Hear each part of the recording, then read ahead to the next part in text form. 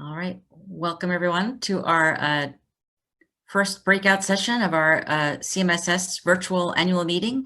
On this slide, you'll see some helpful information. Please join the conversation at Digital Media 2020, hashtag Digital Media 20. Digital Med 2020, sorry. And as you'll see on the bottom of the screen there is both a Q&A box and a chat box. Feel free to use either to ask questions, make comments, stay engaged. Also note this, all these sessions are being recorded and will be available on demand to any of our registrants. So we expect to see a lot of folks joining today, but a lot more will probably join when they don't have to compete across tracks. So really thrilled to open this session, and let's go ahead and get started.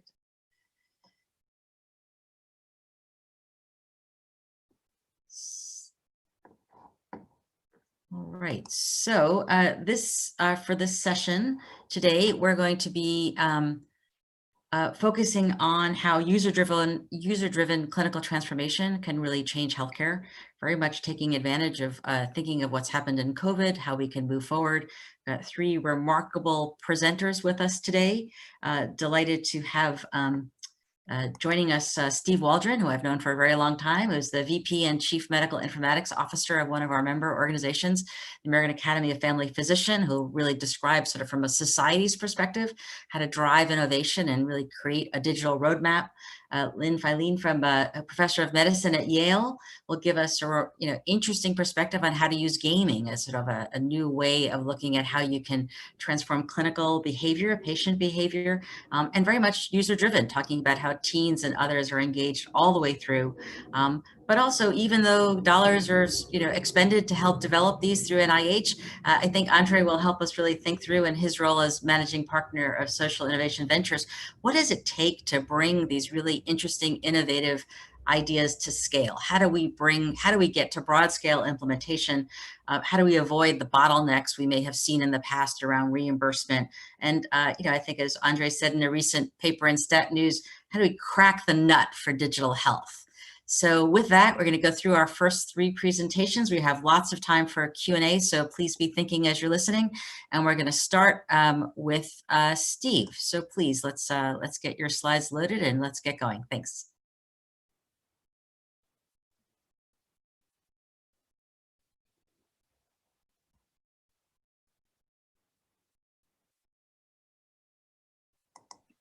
Okay, my mute button disappeared. It's great to be here and talk with the folks at CMSS. I thought in my kind of 10 minutes, I'd kind of talk a little bit from our standpoint at the AAFP and kind of from a specialty kind of standpoint, kind of moving from what if to how can as it relates to kind of the tech innovation.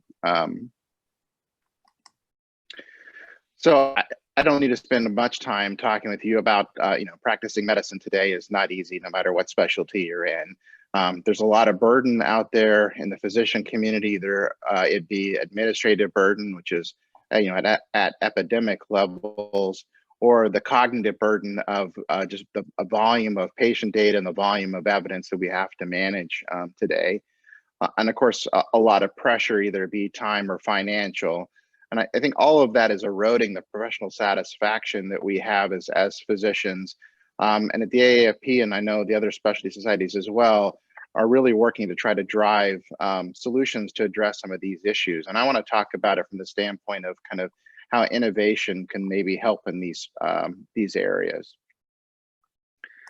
So I think it would be remiss if I didn't talk about the last time that we tried to get the promise of innovation and the technology that we implemented EHRs. And I think a lot of people would say that did not live up to the promise. I think we've made a lot of progress, but it's not where it could be as it relates to helping us delivering medicine. I think there is some real good news, though. There's been really a massive improvement in this notion of what's called smart technology, which I'll talk about in just a little bit, that I think allows more functionality that we just didn't have access to even 3 or 4 years ago. The next is the migration of value-based payment models that really start to line up the incentives, and Andre's going to talk a little bit about that, so I won't talk much about that, but I think it really starts to line things up so that we're not competing against doing the right thing for patients and delivering good quality care and that may be at odds with kind of a fee-for-service model. And lastly, we have more interoperability than we did with the last implementation of EHR. Of course, nowhere near where we need it to be, but significant advancements have happened in the last decade. So I want to spend just a couple of minutes talking about what it could look like if we were able to actually implement this smart technology. And when I mean smart technology, I talk about kind of artificial intelligence and machine learning that allows systems to kind of learn from the data and be able to predict and think about what could come next. Also, the notion of smart sensors and the ability to be able to now understand the environment, either it be the patient's home or it be your practice environment, and be able to act on that knowledge.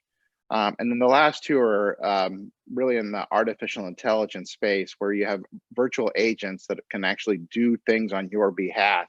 Either it be the new technologies out there with chatbots or voice technology to do interviews with patients or others, or digital assistants or things that actually do tasks for you. And that's where I want to spend the majority of my time talking about smart technology. That's where the AAFP is really focused. So what if you had a virtual assistant that could do the kind of low value work, help you with your documentation? What if this assistant could understand kind of what's the next thing that you could piece of data that you need, or the next task you want to do, without you having to tell it, and can really get that teed up, ready to go? And what if it could actually search the chart for you? So not just saying, where's the mammograms, but rather, has this patient ever had an abnormal mammogram? I think the good news is that these type of tasks are things companies currently are working on, and there's actually product available in the marketplace that addresses these things. And now with the smart technology, it's not as advanced as we would like it to be, but I think what's important is in 2019, Stanford looked at kind of what's the rate of improvement of AI. And you maybe have heard of Moore's law that said computers are going to increase in capacity about 12 to 18 months, which we've stayed on track for that for decades. Well, AI right now is doubling about every 3 months. So what now might be very simple tasks that it can do, we see a potential future where these digital assistants can be like having a nurse or an MA that's worked with you for the last 15 years and really just knows what you want to do next and can really start to provide you really good tasks. And hopefully in the future, get to the point that it could be like a resident that actually can tee up a case for you as well. So the real question though is, how can we get to that promise? Is we didn't make it last time that we had technology. I think one of the most important things is to make sure that physicians are leading this innovation. Now, that's not to say that the physicians are the only pieces of the puzzle here, and that even the good innovations are going to come from physicians, but it's really the fact that the physicians need to be there to really understand how that's going to be implemented, how it's going to be adopted, how will it really work in direct patient care, and fit into the workflow that we have. The next is, I think we have not done the best of jobs of really clearly stating what are the challenges and opportunities that we want the technology to really focus in on. And I think we could do a better job of that.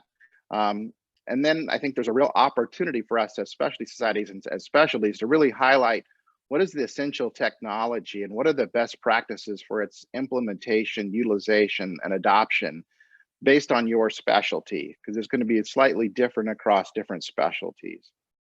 And lastly, I think there's really an opportunity for us to really support leading and emerging startups to really validate the solutions and help them understand what's the appropriate roadmap for these solutions moving forward, and accelerate the introduction of these solutions into the memberships.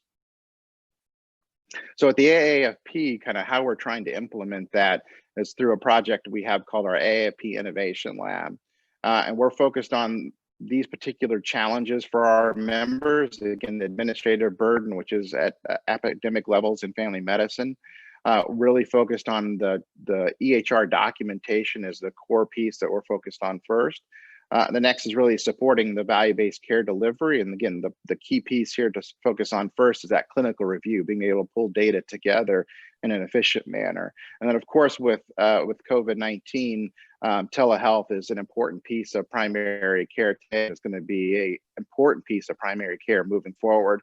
and I'm sure it's going to be an important piece for almost all specialties moving forward. So we'll also be focusing on how to really implement that well in family medicine. The labs are really about implementing these solutions in practice and validating that they're effective and that they're adoptable by our membership. So for example, making sure the price point is something that is actually adoptable. These labs are set up as kind of three phases that grow on each other. The first one is really focused on making sure that we understand that this proof of concept really works. And this is where we're looking at, 10 or so of our physicians to implement this technology across a couple of practices and make sure that it really works for those docs and it can be adopted. If that's successful, then we move to a phase 2 where it's really a validation at scale across our membership to understand the differences across our membership, but also to understand what are some potential best practices for the implementation and utilization for this type of technology. And here we're looking at around 100 of our physicians to participate in that. After that, we hope to be able to understand what is essential technology for family medicine and how to disseminate that and its best practice across the membership. So for example, we wouldn't be talking about essential technology as an actual product, but rather a class of product, which let me talk about our examples of the labs we're currently doing to give that a little bit more concreteness. So we have two companies that we're working with in labs now. First is Suki, which is a digital assistant that's using voice to create documentation. In our phase 1 that we've already completed with them, we saw a 60% reduction in the documentation time while physicians were in the clinic, and about a 70% amount of time that they were reducing charting after hours. And we're currently in active development of the phase 2 pilot there. So in here, the essential technology is this clinical digital assistant based on voice and mobile. And that's essential technology. Suki is an example of this. Psycara, DeepScribe, there's several other companies out there as well. So again, we'll be focusing on promoting that class of product, not the actual product in and of itself. And Navina is more of a startup company that we're working with, and we're currently in phase 1 active in engagement with them, but they have a machine learning algorithm that can actually read through a patient's chart and create a clinical summary. So it can pull out all the diagnoses or problems and then create a summary for each one of those. So for diabetes, as an example, it understands what meds are related to that, what labs are related to that, what referrals such as ophthalmology to do a retinal examination, and it pulls all that data together in one summary for that. We're really excited to kind of kick that off. So those are the labs that we're doing, and that's how we're trying to drive innovation into family medicine. I think there's an opportunity for us as organized medicine to really lead the charge and make sure these innovations fit in a way that makes sense for our members moving forward and don't replicate the problem that we had with EHRs when we implemented them. So I appreciate the time. Look forward to questions at the end. Steve, that was remarkable. It's great to hear innovation coming out of AAFP, really thinking about the burden on clinicians in particular and how we can help relieve that. So I'm thrilled now to have Lynn give her presentation on what she's been able to do and a very interesting, different way of thinking about a digital health intervention using gaming. And as a mom of 2 teenagers, it's sort of what seems to be the daily experience in my house. It'd be nice if they did something positive with their health while they're out there. So Lynn, I turn to you. Thank you. And thank you, Helen, for the invitation to join here. I just think I learned so much. So this is just great. So I'm going to talk about the work of my lab, which is called Play to Prevent, and the work that we do creating and evaluating video games as digital health interventions that are built with teens for teens. So next slide, please. So this story started about 11 years ago, actually almost to the date. I applied for a grant through the National Institute of Child Health and Human Development, and I proposed to develop and evaluate a video game to address risk reduction as well as HIV prevention in young teens. And a case of sort of be careful what you ask for or what you wish for, because we were funded off the bat, and it was a 5-year R1 that allowed me to create the Play to Prevent lab at that time and start working on this video game intervention. Next slide, please. So I created the Play to Prevent lab, which is at the Yale Center for Health and Learning Games, which I also direct. And at the lab, we develop and evaluate video games that use constructs from social and emotional learning and character development to impact on health outcomes in adolescents. Next slide, please. And the first step really was to develop a multidisciplinary team, because this is not something that any one of us can really do alone. So I've kind of coined that our collective brain, because that really is what it is. And you can see the different sides of this team. There's the science side, which includes folks with expertise in child and adolescent medicine, psychology, social psychology, community psychology, as well as technology. We have the game side, which includes expertise from folks in both the serious game as well as the commercial game fields. Here are a number of our institutional partners, and then the community side, and I highlighted in yellow because they're absolutely fundamental to the work we do. And that includes teens, hundreds of teens from school-based programs, youth programs now around the country, their teachers, their parents, school leadership, and they are absolutely fundamental to every step of the process, the development, the evaluation. And that really goes into the title of this panel, which is user-driven transformation. So our team works with this team set of partners, and they really do drive the transformation. Next slide, please. One of the key things that we need to do, however, in working with teens, and for anyone who works with teens or who has raised teenagers, they don't always talk a lot when you need them to. So we have developed creative methods in which we engage them to tell us their stories and share their thoughts and share their experiences, so that all of those parts can go into the games that we develop. These are really the stories of our teen partners. And so we've had to come up with innovative ways to engage them so that they can inform the game that will ultimately, hopefully, impact them in a positive way. Next step. I'm sorry, next step. Next slide.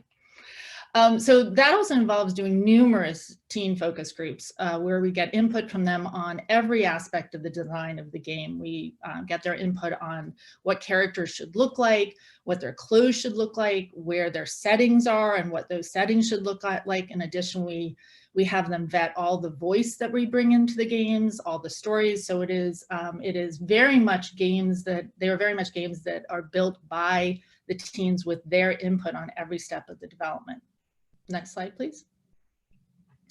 This is just another strategy we use in order to really get authentic images for our games. So we will give a group of, say, 12 to 15 teenagers disposable cameras. We'll ask them to go out and take photographs of everything in their community that's important to them. They do that. They bring back the cameras. We develop them. We talk to them about the images that they've created, and then all of it gets shipped down to our game development partners so that they can literally translate what has been seen through the eyes of our team partners into the artwork of each of our games. So authenticity is absolutely key here, and this is one of the ways that we get at that, is to really see the game, see the images through their eyes. Next slide, please. So as you can hear, a lot of iteration back and forth between the teens and our game development team through the research scientists. And you can see here in the upper left-hand corner is the beginning sort of screenshot of what one of our mini games in that original game looked like. And after much iteration back and forth between our partners, we ended up in the lower right-hand corner with what the game actually looked like, or what this mini game looked like. Next slide, please. So this was our first game called Play Forward Elm City Stories. Again, if you remember, this is focused on risk reduction and HIV prevention in young teens. Next slide, please. And this is just an example of the home screen for that game. As you can see, it has sort of a graphic novel feel to it. The player starts out by creating their own avatar, which they can name and give different attributes to. And then the game, which this game was actually 16 hours of unique gameplay.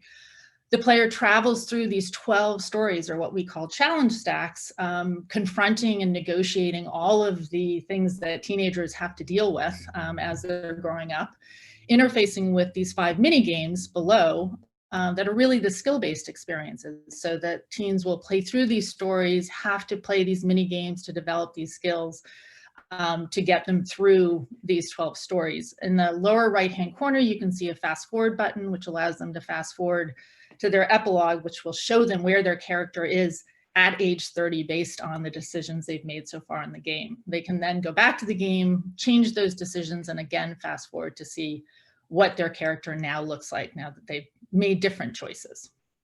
Next slide, please.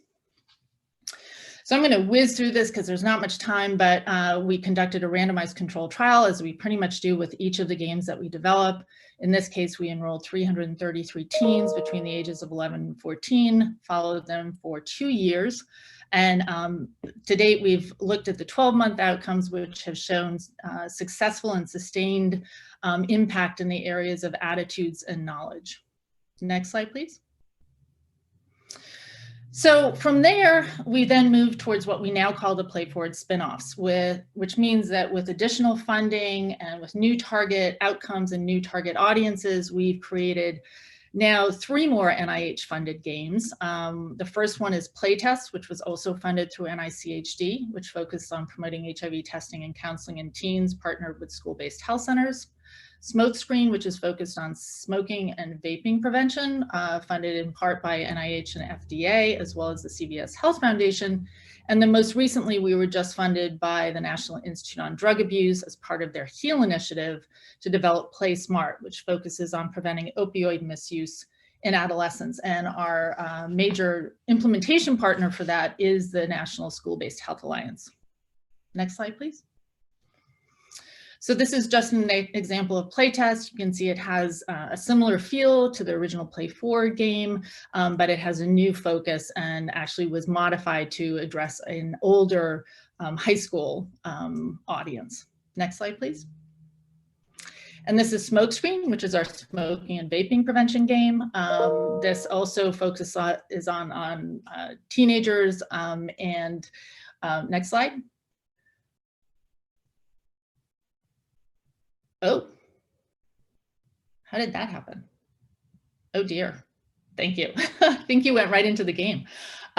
This was part of the CVS Health Foundation's Be the First Tobacco-Free generation. They've been a fabulous partner in helping us move this game along in terms of expanding its content and getting it out there to kids. Next slide, please.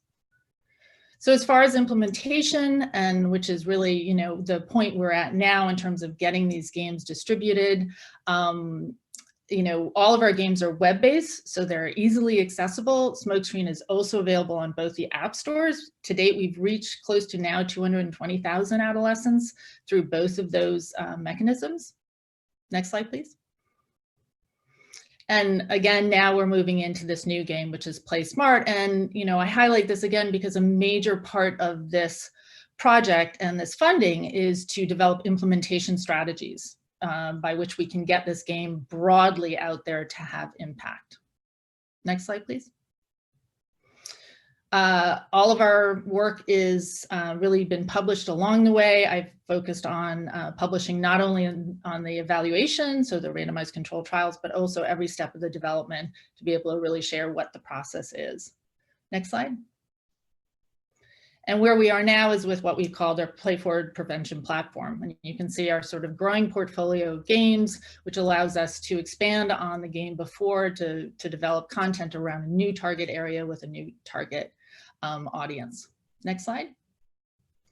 So that just brings us to the point where we have a solid development process, a good evaluation process. We have great games that are coming out, but it really leaves us with the question of, now that they're built and tested, how do we get our games out there? So next slide, this is my segue to Audrey, who will hopefully give us all the answers and crack that nut for us. And just thank you to my partners and our funders, and to you for listening. Thanks so much, Lynn. I think your slides just was reflecting how all of us felt, which was we really wanted to touch them and play. I know, and it did. It just went right into the smoke. Perfect. I definitely was sort of reading our minds. I definitely wanted to touch them and do more with them. So you perfect segue, I think, to Audrey, who's going to give us a different sort of a worldview of what this looks like to really get some of these innovations funded, implemented, paid for, and put into use. So Audrey, in addition to being a managing partner of Social Innovation Ventures, is also a practicing hospitalist here and at Children's Hospital here in DC. And I serve on the steering committee for the National Committee of Medicine Opioid Collaborative with him. So it's been a real pleasure to get to know Audrey. And I know he doesn't shy away from speaking his mind. So Audrey, on to you. Great. Thank you very much. Really appreciate you guys having me here. And I really love the segues from talking about how providers can use digital assistants to innovative games to now a couple of additional examples of how user-driven innovation is helping to transform healthcare. I'll share some quick examples here, and in our Q&A, I think we can really get into the meat of how we can tie all these themes together. Importantly, having a focus on the end user and the patient in particular is really paramount. And so with that, I wanted to share a little bit of data just to level set. This is a snapshot of funding in the digital health space through the end of the third quarter of this year. And we have had an unprecedented amount of money flowing into the digital health space, despite there being the beginning of probably the worst recession that our country will ever experience. And it's important for us to recognize that there's going to be a lot of noise coming at providers and payers and patients, and hopefully we'll be able to tease out the signal from the noise. And so how do we do that? A team of my researchers recently concluded a study which we are going to launch tomorrow substantively, but it's publicly available now. Essentially, we did a mixed method approach to surveying experts in the space around duals, as well as doing an inventory of duals focused technologies. And what we found was 64% of those solutions focused on the consumer as the primary end user. Now, this doesn't pertain to the financial end user, but just the actual end user of the software or the service experience. And that is a very large percentage of the pie of the target end users. Unfortunately, most of those solutions didn't have any evidence behind them. We found that only a handful of solutions actually had multiple peer-reviewed studies, and there was really a small handful as well with at least one randomized control trial. Most solutions had pretty minimal, if any, studies whatsoever to support their claims. And so that brings us to what is required for end user adoption of evidence-based digital health. And I try to frame this in two buckets. One is if the patient is the end user, and the other is if it's a non-patient end user, such as a health plan, health system, provider, pharmaceutical company, et cetera. And I want to give primacy to the patient because that's, I think, why we're all here. And I want to emphasize a couple of variables that are really important for adoption and thus user-led innovation. And I'm trying to be very precise with my language here. So what's required for the patient end user to adopt technology is clinically, not just statistically significant, but clinically significant efficacy, also a sticky experience, and a reimbursement pathway for that solution. And I provide the asterisks there because there is an important distinction between having studies that demonstrate statistically significant improvement in outcomes. However, if those outcomes are not clinically relevant, or more important, relevant in alleviating some actual pain or some friction or inefficiency for the consumer or patient, then the solutions really aren't going to get uptake. And a metaphor is thinking about what is a must-have as opposed to nice to have, what is a painkiller as opposed to a preventative vitamin, NSAID, not niacin, choose your metaphor of choice. But that's really critical. If we think about a non-patient as the end user, some of the most common themes I've found across portfolio companies, across companies I've due diligence, companies that I have operated in the past, when solutions are targeting health systems, payers, other non-patient end users, in order for adoption to happen, there needs to be a significant reduction in total cost of care, especially for those organizations that are moving further and further towards value-based payment. There needs to be a significant increase in risk-adjusted premium. That is a use case where if a solution is able to actually do that, there's a very viable adoption curve.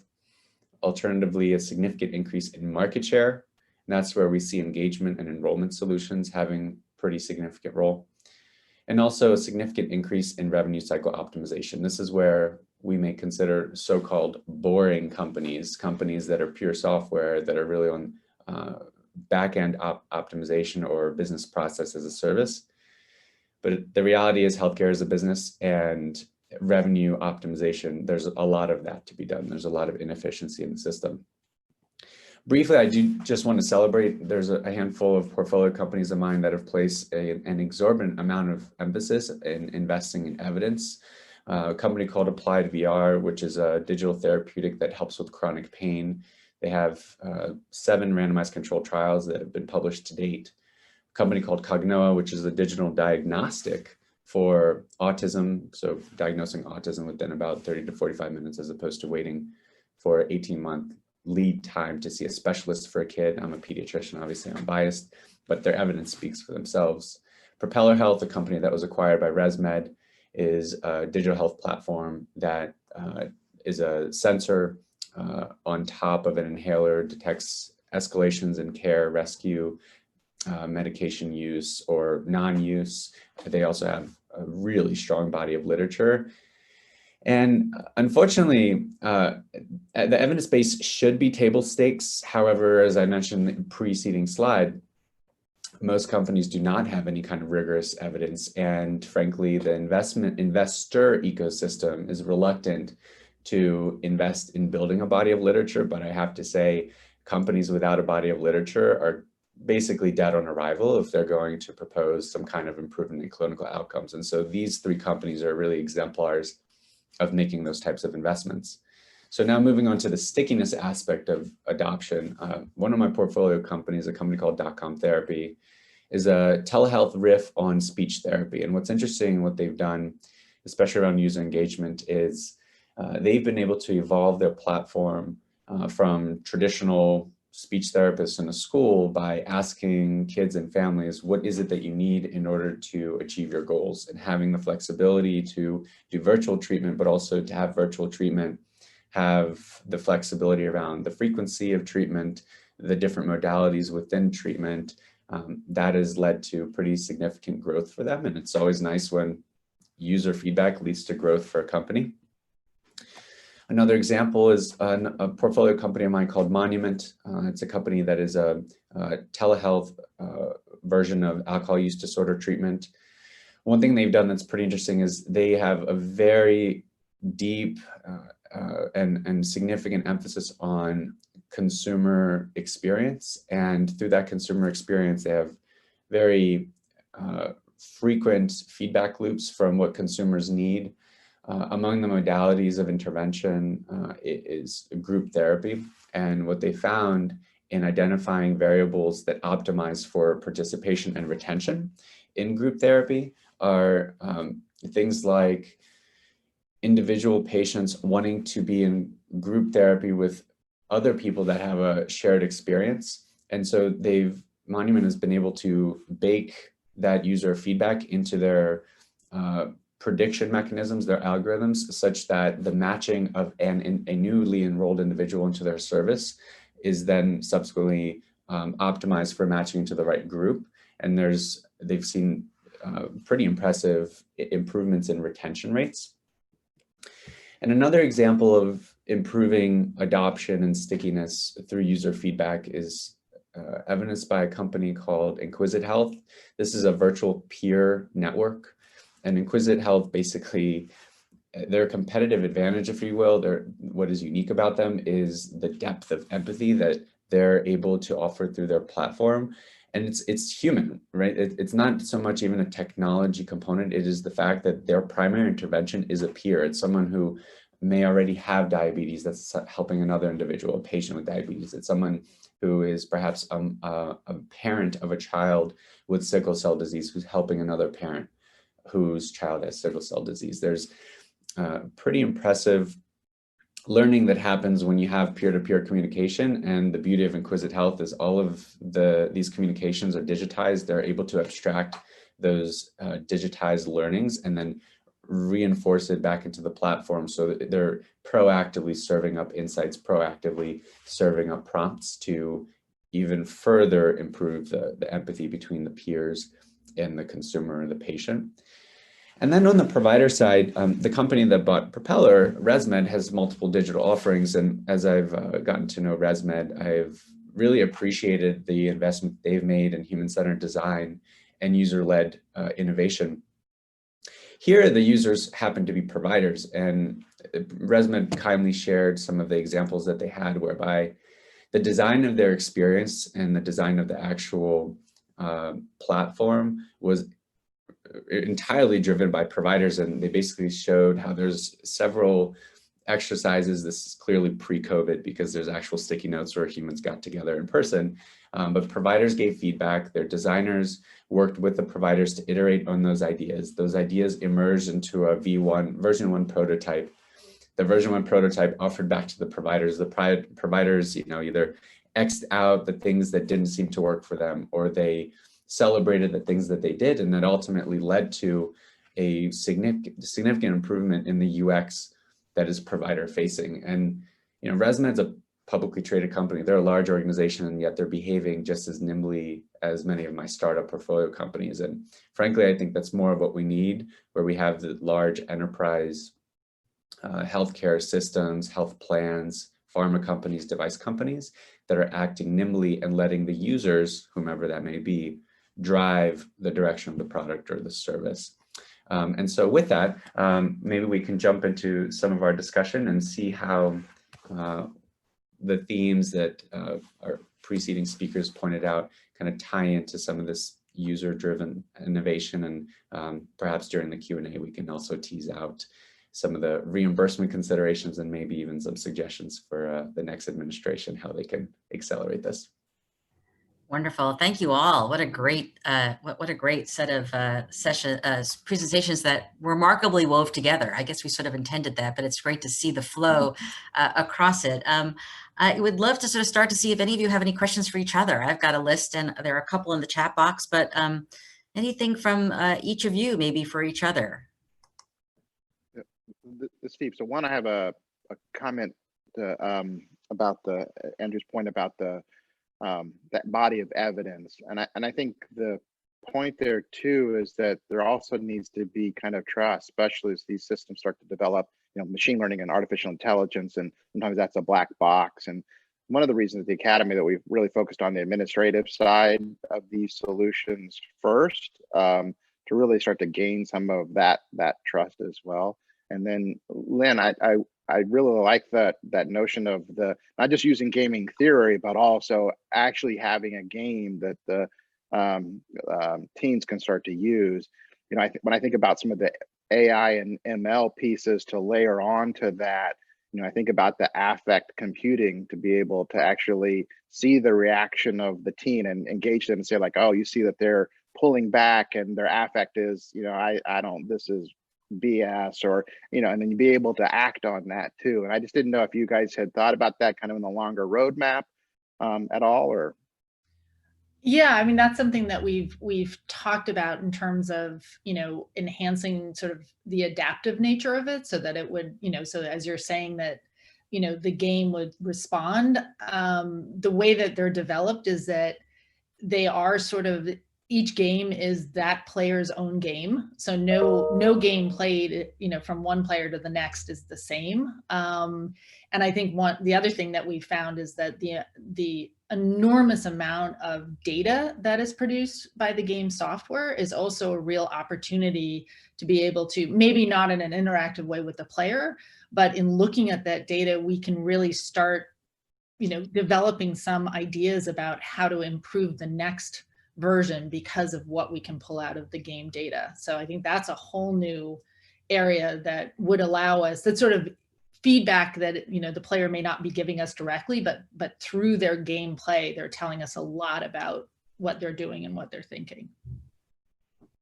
That's great.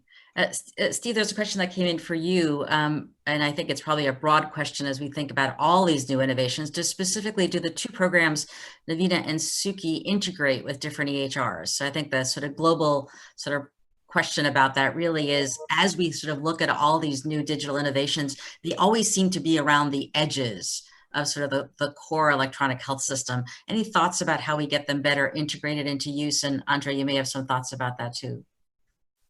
Yeah, and I saw that question. I was thinking the exact same thing. So yes, they do integrate with some EHRs, but not all EHRs. And I think that's another area for the specialty societies to really continue to advocate for. and that's the application programming interfaces, or APIs, that I know we at the AAFP and many other specialties have been pushing for years. And we're finally seeing with FHIR and some of the requirements of information blocking and things that these are starting to open up these EHRs. And while that's great, and we've seen a lot of progress there, the one piece that's missing is what's called a semantic interoperability. So structurally, I can say, okay, here's the meds, here's these things, but really to have the semantics that the receiving system can start to understand that information and act on it is the next level that we need to go. So I think there's another level for us to continue to advocate on behalf of our specialty society members to push companies to be interoperable, but also how do we start to promote that kind of semantic interoperability moving forward? And there's definitely some EHRs that are leading in that space, and we're trying to work with them and to apply kind of peer pressure on the others to say, like, well, if you want to work with us, you got to make your APIs open and have a community that really brings in those entrepreneurs and those external third-party companies into your ecosystem. Yeah, and especially having people like you within a specialty society, your individual members don't have to understand semantic interoperability because you do. And you'll make sure that what gets rolled out actually fits and works into workflow, et cetera. Andre, any thoughts about that before we go to the next question? I do. I've, over the past year, have found a reason for hope for interoperability. Prior to this last year, what I found is that there have been really impressive efforts to try to standardize various aspects of the EHR so as to facilitate interoperability, but there was really never a driving business case. For example, we've spent a lot of time on trying to standardize data elements around the home and community-based services space, and yet the adoption of those standards has been really minimal. There's been efforts to try to standardize data elements around social determinants of health. And while there is a little bit of a bubble and buzz of SDOH-focused companies, mostly registries, there isn't really that meaningful of scalable interoperability going on. What I am optimistic about is there are so many telehealth companies that have sprouted up, and so many consumer-facing companies that perhaps aren't telehealth, but have a homegrown EHR. And it's that home growth of an EHR, of a telehealth company or a tech-enabled services company, that I think will significantly accelerate the technical competence to facilitate interoperability. And as long as the customers or partners, like provider groups or health systems, payers, et cetera, as long as there's a demand for interoperability, which I believe there is, and hopefully we all channel the patient voice and empower the patients to get access to their data, I'm increasingly optimistic that these homegrown EHRs are going to be able to much more nimbly integrate than the incumbents that we all have to suffer through when we're on service. Yeah, no, I hear you. There's a question from Ken Slaw, one of the leaders of our Society of Vascular Surgery, about what does a future look like with all the stakeholders at the table, patients, payers, patients, providers, consider around a common table and really think about how to utilize AI and data systems to consider the predictive models of optimal value-based care. Any takers on that one? I'm happy to start there. I think the sequencing of how you phrase that, I would invert it. I don't think that kind of future exists until a system is, let's say, 80% plus in category 4 alternative payment model in terms of its total revenue. In a fee-for-service environment, there's very little incentive for a system or a provider or a group to actually take into account patient consideration other than how do we optimize volume. And frankly, a lot of the efforts to date that are touching on category 2, maybe even category 3 alternative payment models, ACOs as an example, patient engagement hasn't really needed to be that big of a priority because the quality measures related to that are somewhat marginal impact on their top line revenue. Those, let's say, integrated delivery networks where there's subcapitated risk from a commercial payer, 95 cents on the dollar, they damn well care about what the patient thinks, because if the patient is not going to be engaged, they're going to lose an exorbitant amount of money. And so I think that the answer to the question is, how do we find the positive deviants that are truly doing value-based payment? And in those islands of alignment between outcomes and payment, how do we then bring everyone to the table? And that's where I think some interesting conversations can be had. And I think the folks that are doing it right are engaging patients on a very in a very deliberate way already. It's just they're often too busy working to talk about it. Yeah, I agree. Lynn, Steve, any reflections on it? Lynn, you've certainly done a lot with getting the users engaged as well.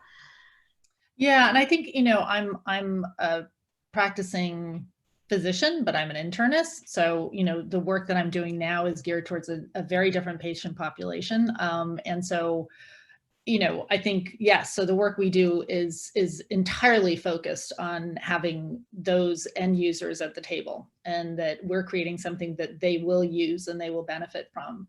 In the realm of adult medicine, I think that is equally as important, and in fact, maybe even more so, because I think kids tend to be a little bit more tolerant of engaging in things that may not fit them perfectly. So, I completely agree. I mean, I think the patient, the end user needs to be at that table and be central in those discussions. I agree. There's an interesting question as well in the chat about really trying to understand how much we're seeing is sort of real, or is it placebo? It's great to see all this creativity and innovation and the focus on outcomes delivered, but without having interoperability in hand, without having digital standards right in our hand, and obviously patient care is so complex. What's the next step? How do we sort of make this happen? And maybe this is a good opportunity to bring in those questions we talked about in our prep session as well, around what does it take to drive payment strategies as well to get broad scale implementation of what we know works. I mean, I can chime in on that one really quickly, because I think in our prep conversation, I had a hard time even holding back when Lynn was describing the great work she was doing, and then I asked about commercialization, and I think that there's a very important chasm there for so many evidence-driven intervention, is how do you take them from NIH funding to creating enough value such that someone's willing to pay for it?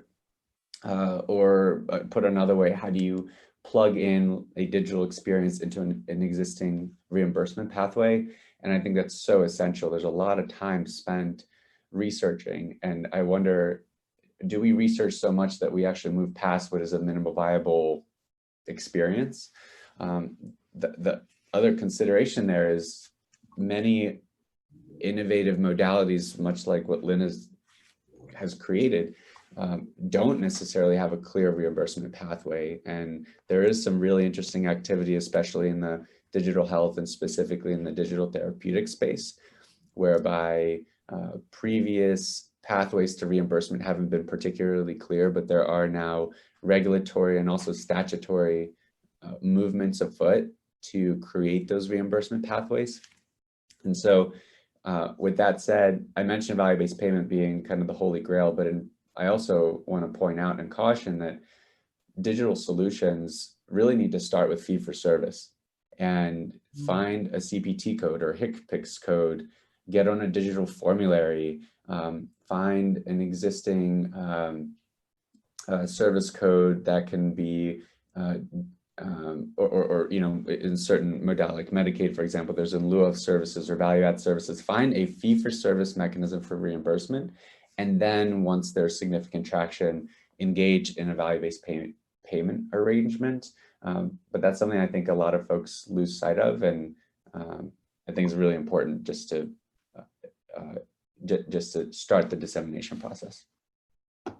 Absolutely. Yeah, I completely agree with that. You need that wedge to get you into the market, and either it be the particular CPT code, or it be some particular piece of waste, like to really dramatically reduce physician time, or increase patient satisfaction, or there's one of those things, and get somebody in the marketplace to say, I really want to adopt this. And as I think about the smart technologies, that's even more critical, because until you get really large volumes of data and good data, you can't continue to grow your product. So you have to find some wedge, both financially to get into the market, but also to get into the market to be able to get access to the data that you need to continue to grow and build out your roadmap. Yeah, that makes sense. Makes a lot of sense. We got another question in terms of thinking about how do you close the gap between gaming and learning technology? And we've got, there's another track at this meeting all on sort of education, how virtual education comes together. What does it take to think about how to close those gaps between clinician education, skills training, and this new virtual world?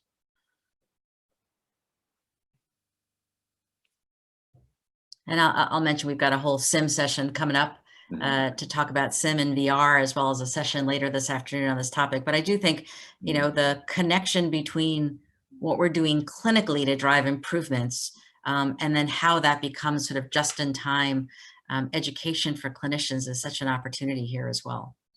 Yeah. I'll share, Helen, along the theme of our work with National Academies of Medicine. There's a lot of conversation around training providers to get X-waivered and be able enable primary care docs to prescribe buprenorphine. And I mean, the stigma piece aside, which is a really ridiculous, prominent barrier to evidence-based practice, if we remove that component and just think about what does it take for a provider to practice effectively?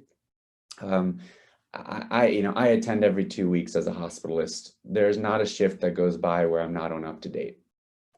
There's not a shift that goes by. And then, whether it's up to date or I'm looking up a specific study, but I'm perpetually proactively learning. So for things like, just as an example, treating addiction and how to effectively use buprenorphine, it is not rocket science how to use buprenorphine and do it safely. And so are there ways where using something like the X-waiver or the training required for that could be blended with some kind of real-time learning digital experience that can accelerate the process? And can we extrapolate that to the ridiculous modalities that we have currently for CME, like sitting around for 3 hours watching someone speak at us? Like, that's not how many of us learn, certainly not those of us that grew up with apps in our hands. I think there's a very meaningful role for gamifying learning. It would be great if Lynn were to help shape some of the education agenda for clinicians in the United States based on your experience with creating games for adolescents. I think there's a lot of parallels there. Doctors, adolescents, they're not that different. And I completely agree with you. I mean, having gone through that 8-hour training and having taught that training numerous times, pre my games research program, people like to enjoy things, right? We learn better when we're enjoying things. Mm-hmm. And so why not, just because it may be fun and engaging doesn't mean it can't be serious education. Right. So I'm right there with you. I mean, if whether it's buprenorphine trainings, whether it's all these trainings we have to do as physicians, HIPAA and compliance and all those things, the more fun they are, the much more likely that we'll do them and that we'll actually, take in what they're trying to teach us. So I agree with you. And I think adults are right there in that space. We all love playing games. We all love having fun. So I think you'll hear some of that this afternoon from Rishi, Daniel, and Vinny in the education plenary. We'll definitely have some fun with some avatars and different ways to engage that we haven't even thought about. Steve, since you live at sort of one of our societies, how do you think about how technology, the way you're rolling it out in terms of being user-driven, but how do you think about how it weaves in that education at the point of practice? Yeah, and I think that's one thing that's really important is just-in-time kind of education. And I think one of the challenges, and I wonder, Andre too, if like the point of up-to-date, although that's really a great experience, you still have to be proactive to go out and find that, as opposed to having that brought to you right at the point of care that's really appropriate. And it's not, here's the study, but here's the results, and here's how this patient confirm, is representative of the population that actually was part of the study, and all that's brought to you just in time, and a part that you can kind of make a decision based on that. I think that's really a great, future that we think this technology can really start to do.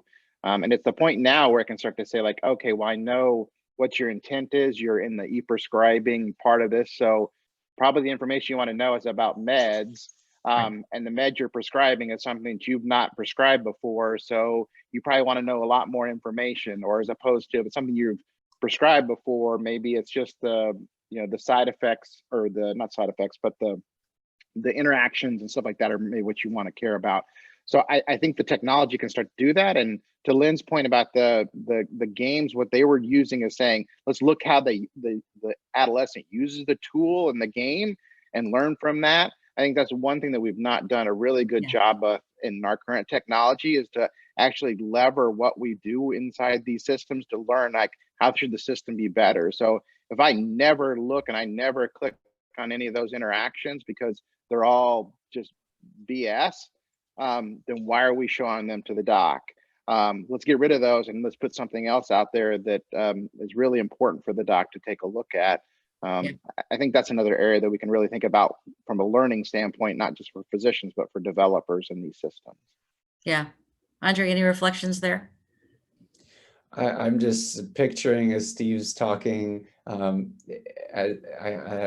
think in my entire career, I've had 6 kids with hemolytic uremic syndrome. I've had 2 in the last 2 months. And, each time I'm like, oh, let me really quickly double check, like, what other labs I should be looking for. And wouldn't it be amazing if the EHR, had the constellation of, plummeting platelets and creatinine rising, and even those 2 things alone, just some of the variables that contribute to that kind of diagnosis, and then to prompt me to be like, hey, just a little tickler here. You might want to click on this and to consider some weird things in the differential that aren't typical. Or to Steve's point on prescribing practices, like, why does my EHR not have my, I don't know what the right word for this, but basically like my prescribing genome? Why don't they know that I almost always, of the things I prescribe, is Flovent, albuterol, Clinda? If there's anything outside of those 3, maybe prompt me to be like, hey, is this really the thing you want? Just basic stuff that isn't just dose warnings. Like, I think there's just so much more that can be done, but it's also, it comes down to, are Epic and Cerner going to facilitate that to happen? The answer is no, they're not, right? They have not figured out how to maintain generous margins and facilitate innovation at the same time, unfortunately. Yeah, although there are always, inspired by, for example, the work Andrew Ibrahim has done around the visual abstract, or taking really complex articles and putting it into a sort of a pictograph. And Andrew's actually presenting tomorrow afternoon in one of our sessions. And it just, it doesn't seem like such a reach to take, instead of handing me an article to click through on, or a very detailed guideline, give me an infographic, give me, or even as Dr. Desai will talk about tomorrow, I guess this afternoon, give me a quick video I can watch. Give me a 1-minute video, and I'm much more likely to watch it, especially if it's engaging and entertaining in the sort of the work that Lynn has learned about. Just so much more potential here for what we can do. So, I think obviously thinking through what are those resources, tools that we can really ensure have both successful adoption, but also ensuring that whatever's developed next actually is user-driven, and not just for clinicians, but for patients too, as you've demonstrated so beautifully, Lynn. But, I rarely, if I ever, get anybody in my EHR, come back and say, hey, how's this working for you? Did you click through these 15 boxes to figure out this person's allergy? So I know Steve's real involved also, and some of you may know, we actually helped convene the Physicians EHR Coalition. And so I think there are huge opportunities here to get clinicians, patients, part of that whole development, design, and implementation phase. So we've got, actually, I think we are out of time officially. So I'm going to thank you all. That was a wonderful session. I learned a lot. And the interplay between the three of you, we definitely need to have coffee in real life when this is finally able to happen. So with this, we're going to wrap up this session, and please visit the industry partner hall to see some of the exhibits, and we will be back with our next sessions at 2:15. So thank you all. Wonderful session. And Thank you. thanks again. Bye-bye.